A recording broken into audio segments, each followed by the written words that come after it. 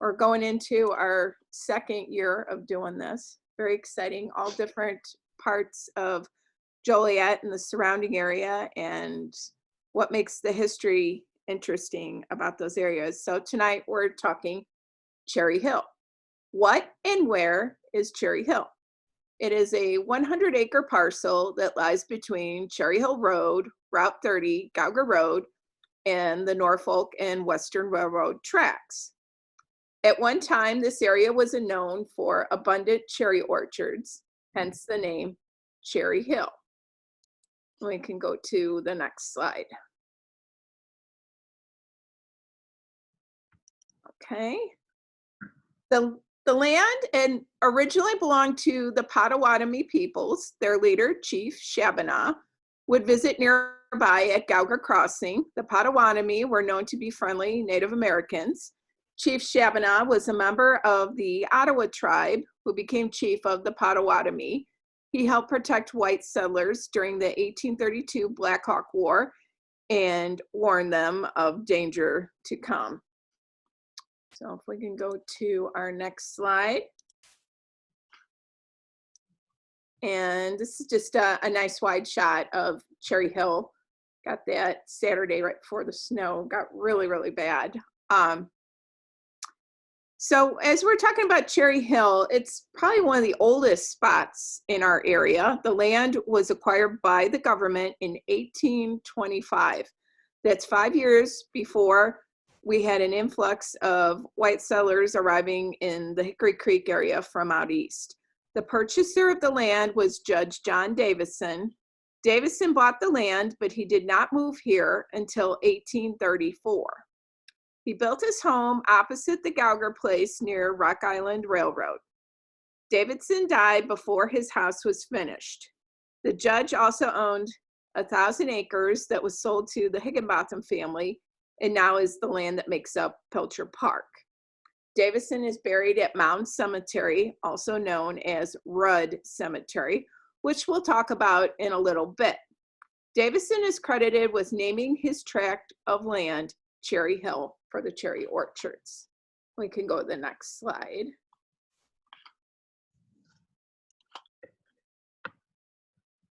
Is that the right one, Mary Beth? Hang on, I just lost you. Yeah, okay.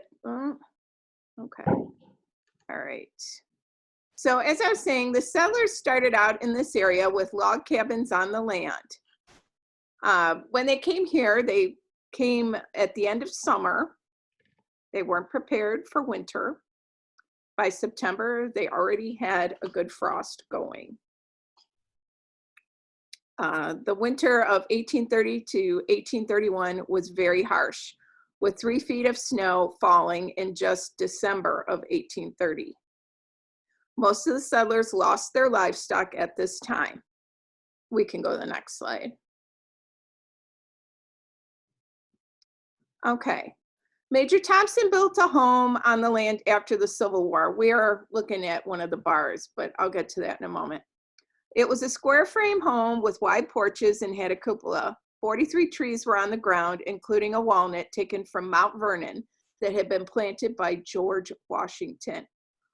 When a lightning bolt split one of the big trees, the major fixed the tree by driving an iron spike through it to hold it together. The tree did heal and it grew around the spike. Major Thompson was wounded at the Battle of Corinth. A battle passed through him near his heart and then shattered the elbow of an Irishman who was seated right behind him. So it was stay on Senator Barr. And I mention that because Davidson's land ended up in possession of the Barr family. So one of the surnames you often hear associated with Cherry Hill is Barr. Richard J. Barr was born October 28, 1865 to George and Jane McGrath Barr on a farm near Manhattan. Richard's father died when he was only 11 years old, leaving him to help his mother raise 4 brothers and sisters. Barr was so poor that he had to borrow a pair of shoes to wear to his own father's funeral. He did very well in school. He graduated from the University of Illinois. He worked as a teacher in Wilton Center before going back to school again and getting his law degree. Barr worked at the firm of Flanders and Schutz. His political career started out as a Joliet city attorney, then mayor, then Illinois Senate, for which he served 12 terms. Some of his accomplishments include elevating the railroad tracks in Joliet and getting our Union Station built. He also introduced legislation for the waterway project that became the Chicago Sanitary and Ship Canal. So we can go to the next one. Okay, I wish I had a photo of the Barr Mansion, but this is as close as I can get. This is a sketch by my mentor, Adele Faye Williams. And Adele worked for the Herald in the 1920s and early 1930s. She was a general assignment reporter, but every weekend she would write something about local history, and people look forward to seeing it. It'd be in the Sunday paper. And this particular sketch, she also drew. Everything she wrote about, she made a sketch of it too. And this is a sketch of the Barr Mansion. So when the Barrs had the land, there was a football field, tennis court, basketball in the garage during the winter, greenhouses, cows, horses. Barr even had a 9-hole golf course that was in the area of Lancaster Drive, Calmer Drive, Monteith, and Washington Street. And if we can go to the next one. Okay, this is a little ad I have. Barr was also associated with having high quality horses, as evidenced by this advertisement. You can go to Cherry Hill Farms dispersion sale, 1937. This is Cherry Hill Night. But not a couple years after this ad came out, there was a fire at the Barr Mansion. It happened in March of 1940. Senator Barr was on vacation when a party was held at the mansion. The fire broke out in the butler's pantry. There was a dispute over which local fire department should be responding to the incident. It appeared that the fire was put out, but then it ignited again and the mansion was destroyed. We can go to the next slide. Okay, so as I mentioned, the Barr Mansion, the original one, was destroyed by fire. After the fire, the senator moved into a different home in Cherry Hill. You can see the home here in this photo, which is 2506 Duel Road. And it has a bit of a Tudor look to it. We can go to the next slide. And this might be a familiar face, or it should be. This, of course, is John Hobolt. The Barr family caretakers were John Hobolt's parents, Mr. and Mrs. John Hobolt. And John, of course, led the team for the Lunar Orbit Rendezvous. The concept was used to land humans on the moon and get them back to Earth, which we did. So pretty neat connection to Cherry Hill. Next slide. Okay, so this is 2415 Suffolk. One last but important bit about the Barr family I'd like to mention is Mary Barr West. I do not have a photo of her at this time, just a picture of where she lived. After the fire at her family's mansion in 1940, Mary eventually built a home on the foundation of where the original mansion stood. And she built this lovely mid-century modern home where she lived there until her death in 1989. I remember going to a Wendell Knutson auction at her home in the late 1980s, and she had very high-end mid-century modern furniture. They were all tagged Eames Knowles, and back in the 1980s, you know, nobody wanted that stuff yet. It wasn't in style yet. and everything brought $5 to $10 a piece. Today, the furniture would be worth thousands of dollars. I bought a chair and an ottoman there. I still have it.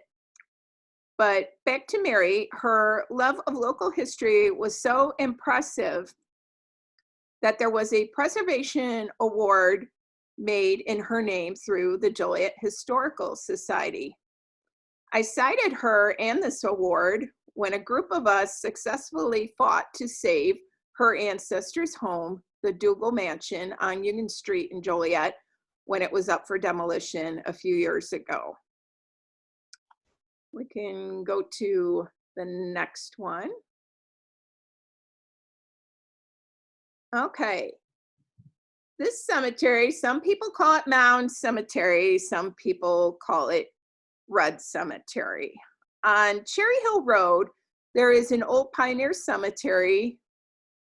Prior to the pioneers being buried here, this land was part of an Indian burial ground with mounds. Builder John Leech erected plaques at the entrance detailing the history of this cemetery. There are more than 200 graves and memorials to the original cemetery and early settlers of the Hickory Creek settlement. The earliest burials are from the 1840s and go up to the 1940s. However, if you count the Indian burials there, I imagine hundreds and hundreds of years old, if not older. There's said to be a burial mound on these grounds on the other side of the fence. So maybe somebody will get a picture to me sometime. We can go to the next slide. Okay, this is the Greenwood Monument. It holds John and Mary Greenwood.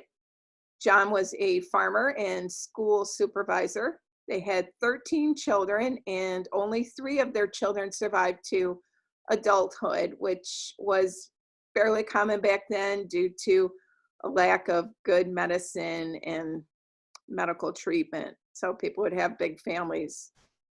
Next slide.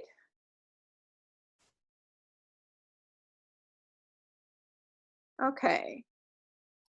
This next one I wanted to mention is for Curtis Clements.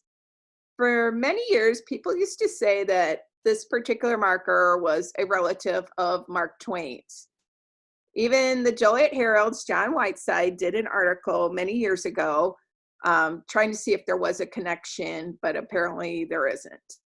I've been unsuccessful finding the Whiteside article. I remember reading it at the time, but there is a book of his clippings at the library, but the book maybe represents about 10% of everything he ever wrote. It was just his favorite clippings.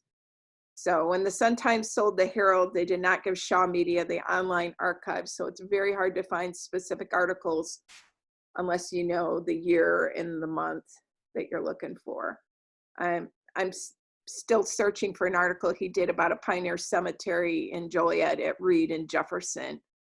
Another person said to be buried in this cemetery is one of the Duckers. So that's something I'm still looking into. Next slide.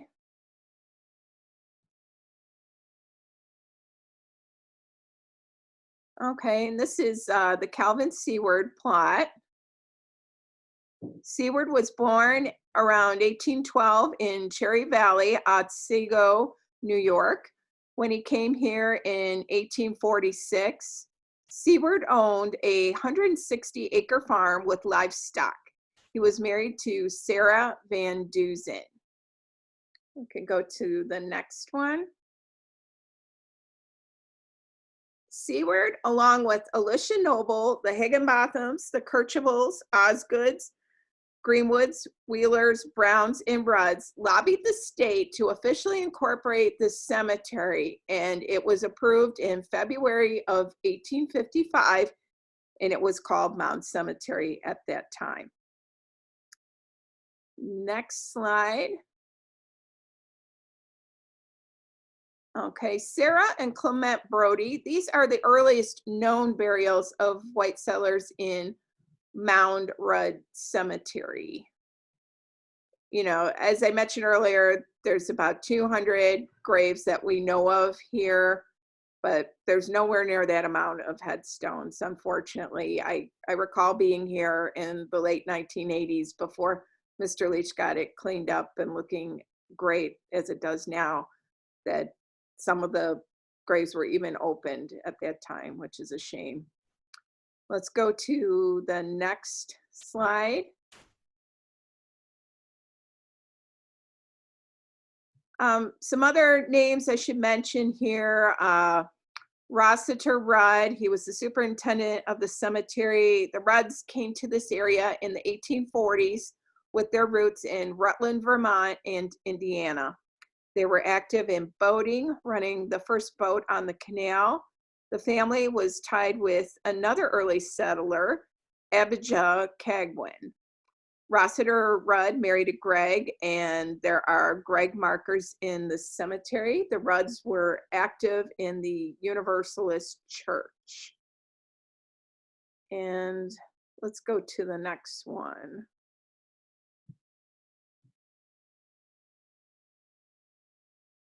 Okay, some other names before I talk about the mill here. John S. Cooper, born October 1st, 1800. He was married to Lydia Perry, and then his second wife was Louisa Clays. They are buried here at the cemetery. John's son, William, and John Wesley, they got gold rush fever and they went to California in 1850. William made his money not with gold, but selling supplies to the miners. Also in the cemetery is Alvin Leonard. He was a private in the Union Army. He served under Joliet Colonel Frederick Bartleson. Leonard died of typhoid pneumonia. Some other names of people in the cemetery include Rebecca Wheeler Higginbotham, the mother of Harlow Niles. Her brother, Mansfield Wheeler. And this is where we're going to get to the mill. And Henry Higginbotham, we should mention here, he operated the Red Saw Mill along with Mansfield. And let's see, and the Kerchevels are also buried here. The Kerchevels had built their home in 1833 where Woodruff Golf Course now stands. And now we'll go to the next slide.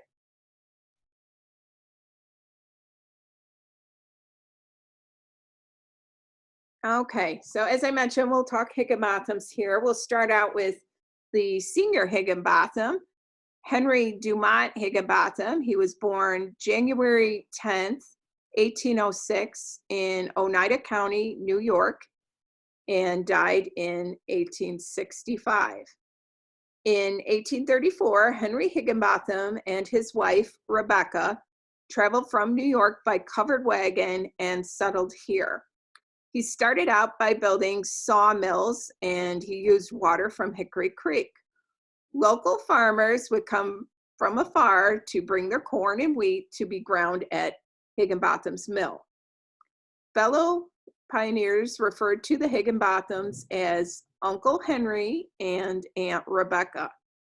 Henry's farm was a couple miles east of Joliet, and in the 1850s, Henry wanted his son to get a little bit better education, so he moved closer into town, having a house there until his death. Okay, we can go to the next slide. Okay, and this is a look at Henry's house that was in town, and this is also another sketch by Adelphi Williams. And I'd like to get a little bit more info on that. That's all I have, unfortunately, is that clipping. We can go to the next slide. Harlow Niles Higginbotham. Harlow Niles Higginbotham was the son of Henry and Rebecca Higginbotham. He was born October 10th, 1838 on a farm near Joliet. He attended one of the 3 schools located at 3 points of a triangle named Jericho, Babylon, and Baghdad. I'm not sure if this is the same as 3 points that you hear about in Joliet. If someone knows, please message me. Harlow had the distinction of being the champion speller when he was a little boy. And in 1857, he took a job as a bookkeeper at a bank in Joliet. He was only 19 years old. 3 years later, he became bookkeeper and cashier for Cooley, Farwell and Company in Chicago. Not long after he had that job came the Civil War. Harlow helped guard a supplies base in Clarksburg, West Virginia for the United States Army. When he came back to Chicago in 1865, he got a job at Field, Palmer, and Leiter, which later became Marshall Field and Company, and he worked there until 1902. In 1865, Harlow married Rachel Davidson of Joliet. Their parents had farms right next to each other, so they'd known each other their whole lives. The couple had 6 children, with 2 dying in infancy. We can go to the next slide.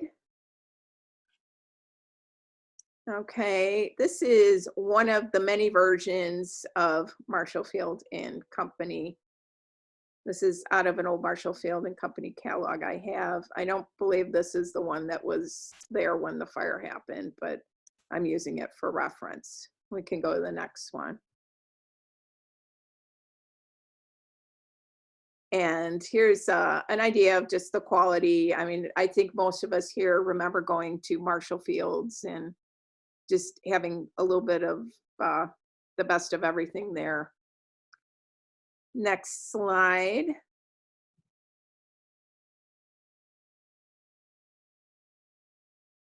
Oh, here we are at the Great Chicago Fire. At the time of the Chicago Fire, on October 9th, 1871, Mr. Higginbotham was in charge of the insurance and accounting department at Field, Leiter and Company.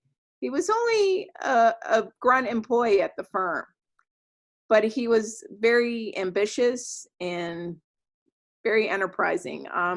Without waiting for instructions, he went to the store's barns and called out all the drivers with their teams, and they went at once to the store and started piling whatever they could grab out of the store onto wagons and to get the merchandise out of the city, or at least as far south as they could. They had no water supply, and many other merchants were just abandoning their businesses, but Harlow was very determined to save whatever he could. An inventory showed that he saved about $600,000 worth of goods from the store. Some of the goods were stored at his home to protect them. Higginbotham went from the fire to Mr. Leiter's home and said, I know how we can restart the business.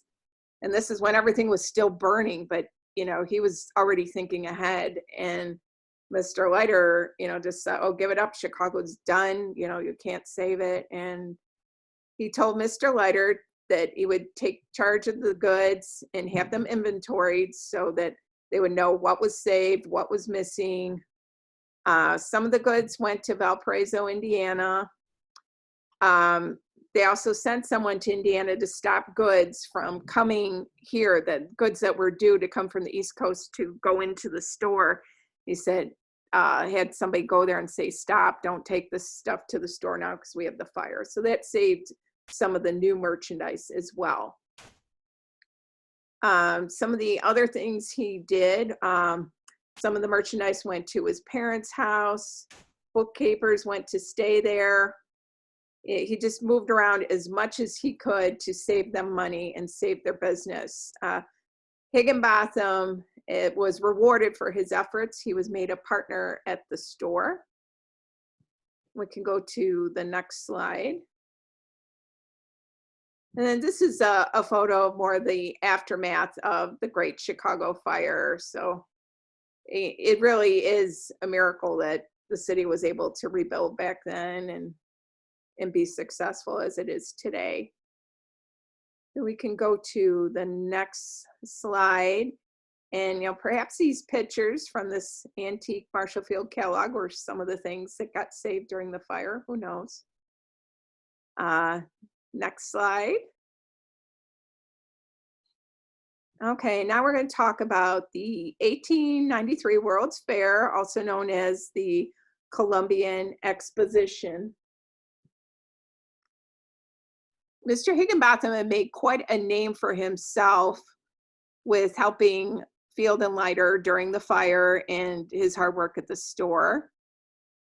And in 1890, he secured from Congress the honor of holding the World's Fair in Chicago. In August of 1892, Harlow was made president of the fair. And these are the agricultural buildings, machinery hall, the administration building. Very little of the fair survives today. The top architects in Chicago each built these buildings: Burnham, William Carbis Zimmerman, Adler, all the really great architects. Let me go to the next slide. And this, of course, is the Higginbotham Mansion.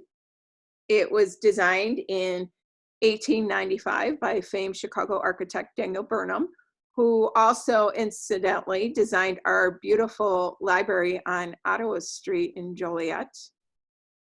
The Higginbotham Mansion cost $200,000 to build. It had 35 rooms, plus greenhouses, stables, and extensive grounds, including Japanese-style bridges and even a lagoon.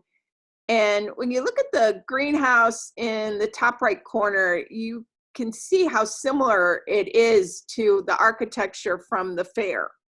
You can see that influence very much. So we can go to the next slide.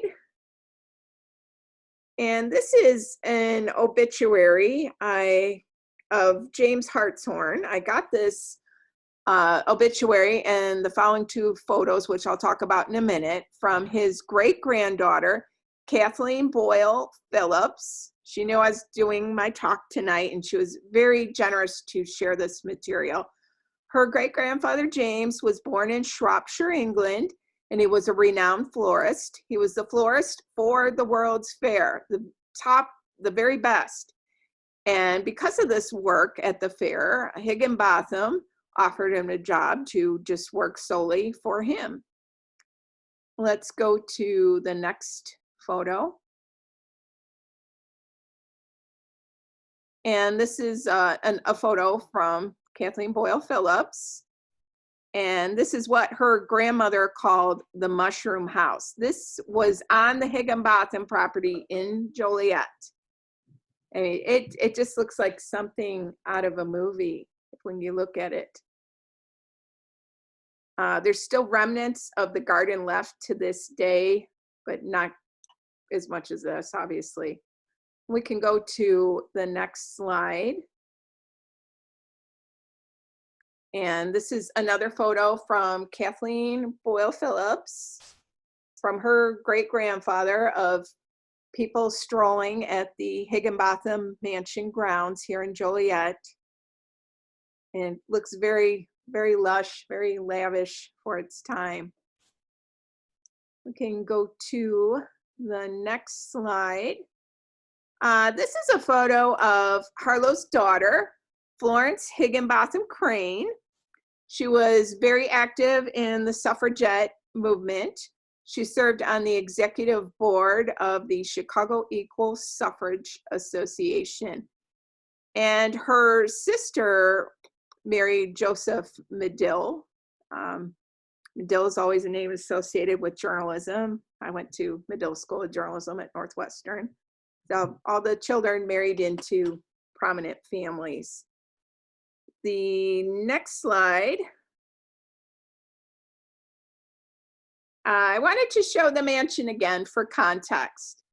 The Higginbothams only lived in this home for a very short time before leaving it behind fully furnished. It remained that way until it was demolished in 1946.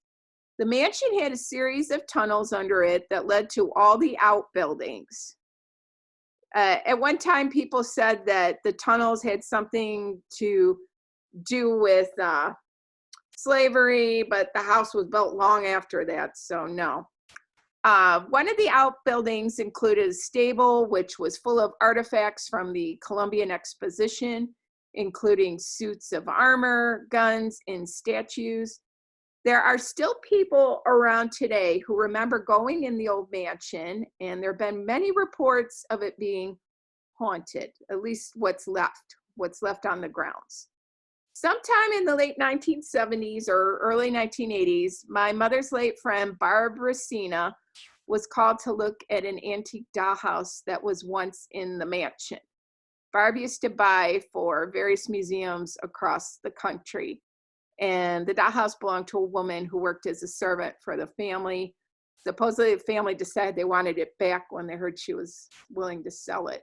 So I assume they took it back from her. I don't know. I just love to see a photo of it.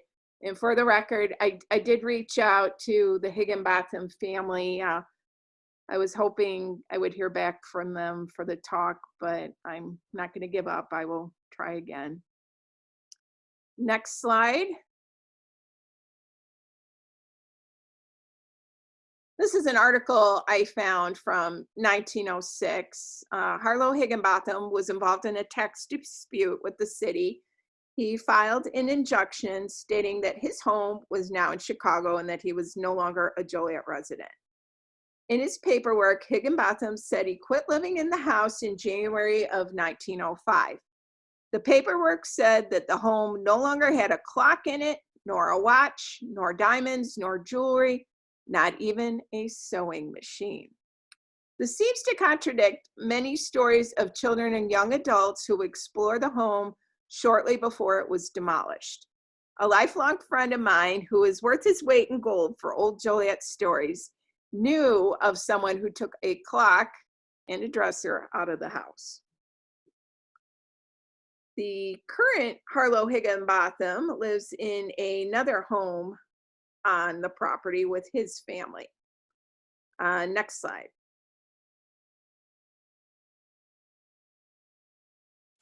Okay, this next series of pages are from a letter sent to the current Mr. Higginbotham's mother, I believe. Don't judge me, but I got these letters out of the trash of an estate being cleaned out in Joliet's Cathedral area. The garbage looked good, and when I found the letters in there, I was like, woohoo! So the letters are addressed to a Mrs. Paul of Joliet. Mrs. Higginbotham indicates that the family still has photos of the original mansion, maybe interior photos. Next slide. There is also mention of a barn on the property that was built at the same time as the mansion. It was torn down after the blizzard of '79 because they were concerned that it was hazardous due to all the snow on the roof, and it was a little dilapidated. Next slide. The barn was apparently a popular subject for local painters to paint. You can go to the next slide. Okay, this was another Higginbotham home in the area off Haven Road. It's no longer there. The home was later owned by the Warren family. All that is left now are the columns. You can go to the next slide.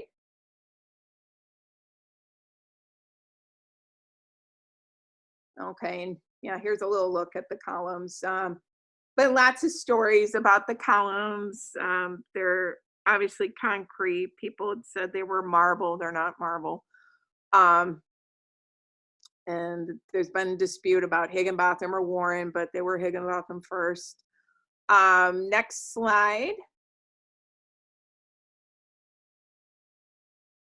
And another big name in Cherry Hill is Leech. Leech Lumber, founded in 1890 by Henry Leech. Henry was born in 1845 in Kendall County and came to Joliet in 1890. He started his lumber business here. He was a member of the original Joliet Township High School board and was instrumental in building the present high school. His sons Arthur and Howard continued the lumber business. In 1960, John Leech started his own construction company, Leech Homes. Let's go to the next slide. This is a pretty nifty little catalog I have from the early 1930s, New Homes for Joliet by Leech Brothers. And it's full of all their different designs, mostly Tudor. There are some colonial in there. And you have to wonder how many different Leech homes are in Cherry Hill today. You can go to the next slide.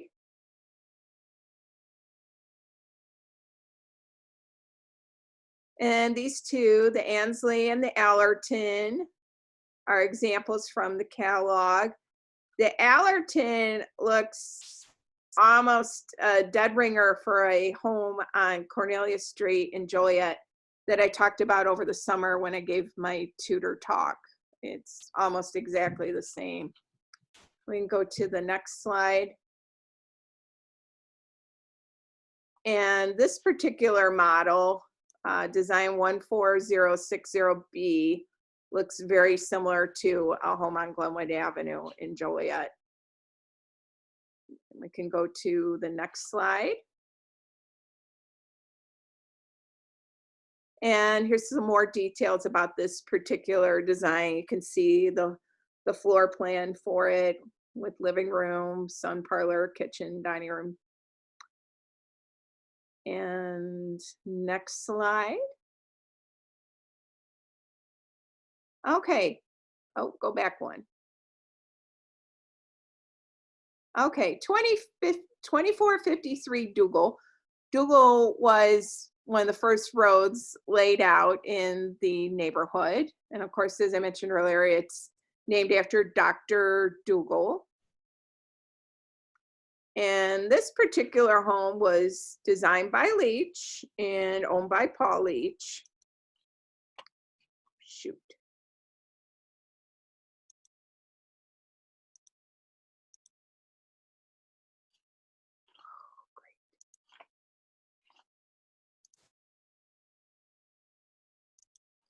Bear with me. My computer went blank. I'm very sorry. Okay, 2453. Okay, next slide.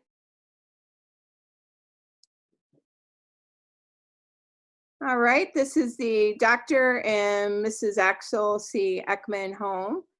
This home's kind of unique for Cherry Hill. It's kind of antebellum plantation style. It's the only one like it in the neighborhood. It's at the corner of Duel Road and Pembroke. Says it has 6 rooms. Dr. Ekman was a dentist. He was born in 1906. His mother was from Sweden. Ekman was a dentist in the Joliet building. You can go to the next slide. And here's a look at the house today. It's got an addition. You can see on the right. It's very well maintained. Looks great. Let's go to the next one. Okay, we have a Cape Cod here that belonged to Mr. and Mrs. R.B. Musser, located on Pembroke.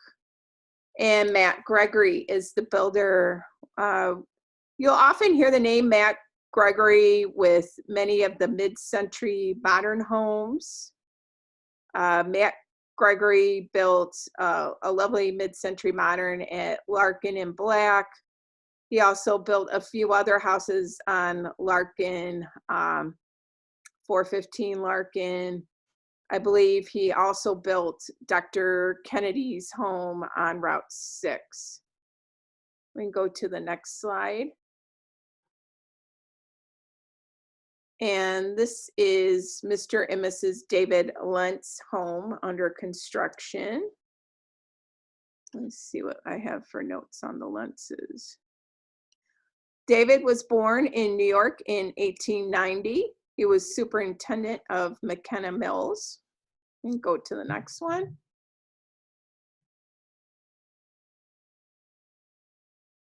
And this is a little article I found from the Herald. It's about a Cherry Hill picnic. The picnic happened in 1957. You go to the next slide, it'll give a little more detail on it. And you can see many of the names I'm mentioning to you now and will mention, like Landry and Patterson. Axel Ekman's mentioned in here. Musser. The people that moved to Cherry Hill tended to stay there. They seem to really like the area. And many, many picnics and parades, which I'll show you toward the end of my talk. We'll go to the next one. This is the Arthur Mcpartlin house. It's a mid-century modern home. Article is from the Joliet Spectator from 1956. When the house was built, it had a tiled hallway, textured walls in the living room, birch cabinets in the kitchen with antique hardware, yellow countertops, and a gray floor. The master bedroom was painted pink. The boys' room was painted sand colored, and the girls' room was painted blue. Bedrooms had sliding panel wardrobes. It had an attached garage and a full basement. We can go to the next one. And 2441 Duel, we've got another great Tudor here. And chances are it's Leech design. After Paul Leech built his house in the subdivision in 1926, several other homes by Leech were built that year, and they were built on Duel Road. So the odds are in favor that it's a Leech design. So 2441, I have Patrick Landry living here. Patrick Landry was a superintendent at the Midwest Wallpaper Mills. We can go to the next one. This is probably one of the fanciest Tudors you'll see anywhere in Joliet, whether you're in the Cathedral area or in Cherry Hill. And 2433 Duel belonged to Harold and Nellie Patterson. Harold was a manager at George C. Peterson and Company. You gotta love that tile roof. That looks great. Next slide. 2445 Duel Road. Let's see. This is Fred Vidmar's home. He was a sales manager at Henneberry Buick. It has a pitch roof. I'm still researching the house to see if he was the first owner or perhaps the second. So if someone knows otherwise, please feel free to send me the information. I will have my phone number and my email listed at the end of my talk tonight. Let's go to the next slide.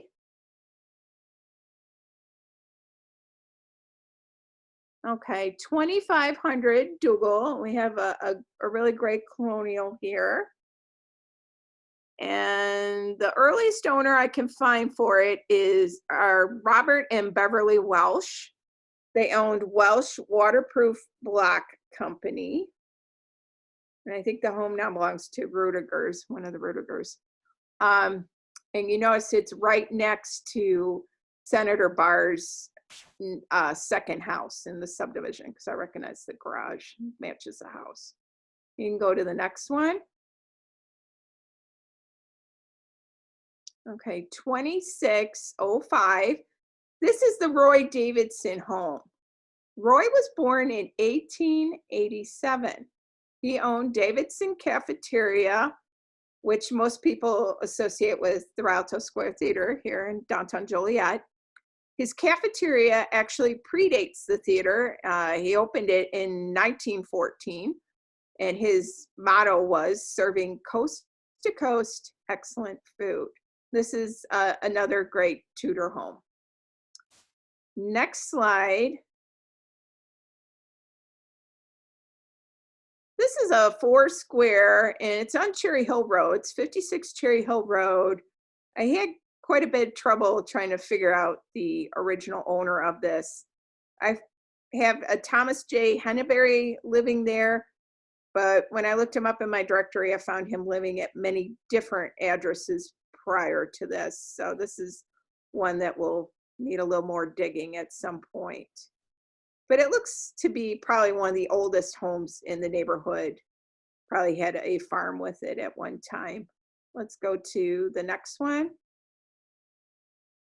And this is 50 Cherry Hill Road. Home was built in 1941. I have a Wilbur Dyer and an Anthony Murr living here in the 50s, I believe, but I'm not certain yet if they're original owners. I have not found an occupation yet for Wilbur, but his wife Alvina was a nurse. Anthony Murr worked for Solar Stove in the early 1900s. Solar Stove eventually became Moore Stove. And let's go to the next one. So I talked a lot about the really old things in Cherry Hill, but this is one of the new, or at least by my definition of new. This is a mid-century modern home built in 1971. It's 2410 Mayfair. This is the George and Georgia Bardal home. George was born in Athens, Greece. He was an engineer at Ford Aircraft. George and his brother Dennis started Collins Blueprint Service. They also later sold drafting supplies, college and high school textbooks. And I believe this home sold 2 years ago. Can go to the next one. And this is a photo I took from New Lenox Area Historical Society. It's of the first Cherry Hill School. You can go to the next slide. And this is a nice look at the original school, bottom left, and then up on top, the more modern one.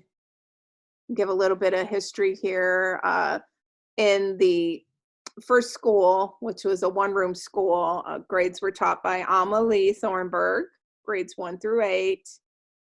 And there quickly grew a need to have a bigger school because there were so many students, so many children in the neighborhood. You can go ahead to that next one, that's fine. And people loved Alma Thornburg so much that they dedicated the new school to her. This is a clipping from 1963 Herald. And there's Alma there on the left. Before I go any further, I'd like to thank the Cherry Hill Homeowners Association for the following series of photos and information. They keep excellent records. They have records of every meeting going back to about 1956, I believe. And just, I was able to go through everything, and I wouldn't have been able to give my talk tonight without them. So I really appreciate that. Next slide.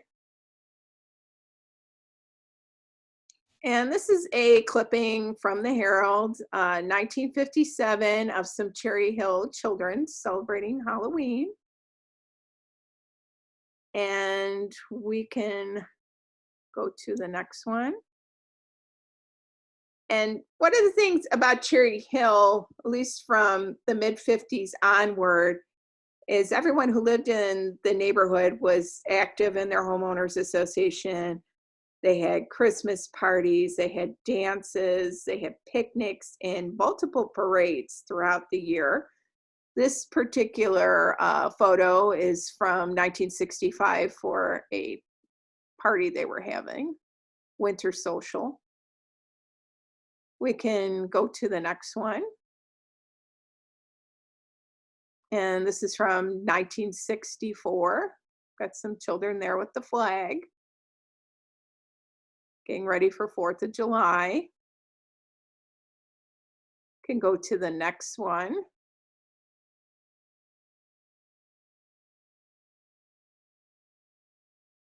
And here we are, we have some more Cherry Hill children, very patriotic with their flags. And this is for Judge Cowing's memorial. Next slide.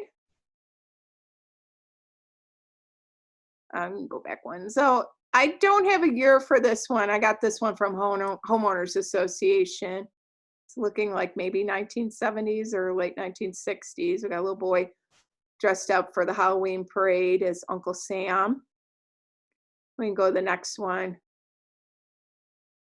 And the Scarecrow, I believe these two were in the same year that I found. I don't have names for them. They didn't write them. Next slide. And here's a nice clipping from 1966, the best at Cherry Hill. Best costumed girl in the Cherry Hill parade. Let's see, best costume boy, Susie Reimers and Luke Branshaw, best costumed. And it also mentions Joanne Brad and Jackie Miller. I can't see. I can move that. Okay, next slide. And here we are, 4th of July parade, 1965. Starting at Oakdale and Erskine Road. Homemade floats, grade school band, VFW Honor Guard. And we had a baton corps and drill team featured. Next slide. And more parade entrance, 1964. Joni Floyd, Betty Floyd, Leonard Bradshaw, Margaret Missoura. Okay, Greg Miller. Next one. And parade from 64. Tom Sheehan, Debbie Nealis, and Sue Ann Smriga. Next one.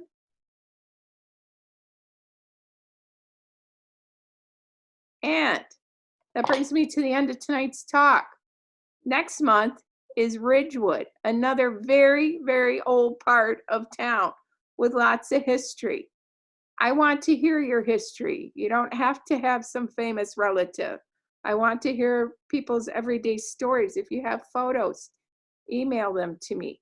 Some other talks we got coming up are Irish history in March.